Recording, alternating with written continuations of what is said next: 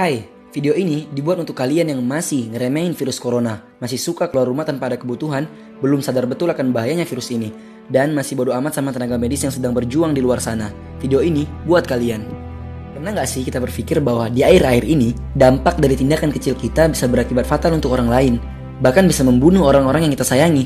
Contohnya gini, kita keluar rumah dalam keadaan negatif corona, kemudian keluar buat ketemu teman-teman kita yang ternyata positif corona, cuman dia gak nyadar, istilahnya carrier, bersentuhan, bercanda, dan gak peduli sama social distancing.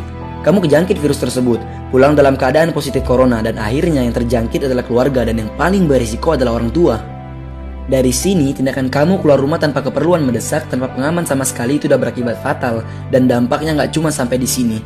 Teman-teman, semakin banyak orang yang terjangkit, otomatis semakin banyak juga orang yang butuh penanganan. Berarti semakin banyak tenaga medis yang dibutuhkan.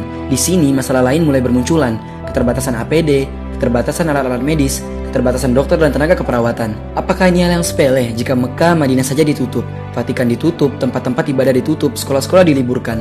Sementara kita masih saja pergi keluar tanpa ada kebutuhan, pergi ke mall, jalan-jalan, kumpul-kumpul tidak berguna, pesta ketawa ketiwi tanpa ada rasa peduli untuk diri sendiri ataupun orang lain. Ketahuilah, jika orang kesayangan kita terkena COVID-19, itulah saat terakhir kita bersamanya, karena selepas dibawa ke ICU, kita tidak dapat lagi melihatnya. Dan jika meninggal dunia, kita tidak diizinkan untuk menyentuh jasadnya.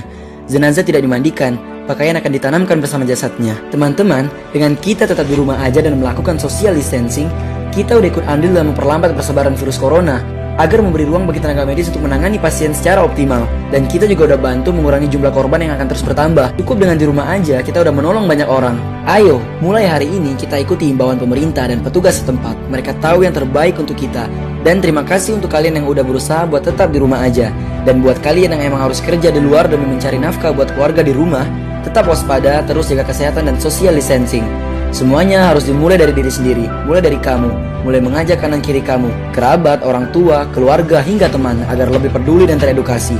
Ayo kompak, memulai kekompakan dengan membagikan konten ini agar semakin banyak yang peduli.